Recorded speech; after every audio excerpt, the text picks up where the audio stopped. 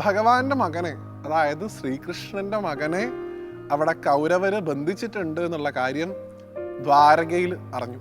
തൻ്റെ ആയുധമായിട്ടുള്ള കലപ്പ എടുത്ത് ഹസ്തിനപുരിയിലേക്ക് ബലഭദ്രസ്വാമി ഒറ്റയ്ക്ക്, യാദവന്മാരുടെ ഒരു സൈന്യവും ഇല്ലാതെ, ഏറ്റവും കേമപ്പെട്ട നാരായണസേന ഇല്ലാതെ അദ്ദേഹം ഒരേ ഒരാളായിട്ട് ഹസ്തിനപുരിയിലേക്ക് കയറി ചെന്ന് മര്യാദയുടെ ഭാഷയിൽ ആദ്യം സംസാരിച്ചു. ഹസ്തിനപുരിയിലേക്ക് ചെന്ന സമയത്ത് ബലഭദ്രസ്വാമിക്ക് വലിയ സ്വീകരണമൊക്കെ കിട്ടി. കാരണം ദുര്യോധനന് വലിയ ആദരവാണ് ബലഭദ്രസ്വാമിയോട്. പക്ഷേ ഈ കൃഷ്ണൻ എന്ന് പറയുന്ന ആളോട് തീരെ താല്പര്യമില്ലല്ലോ.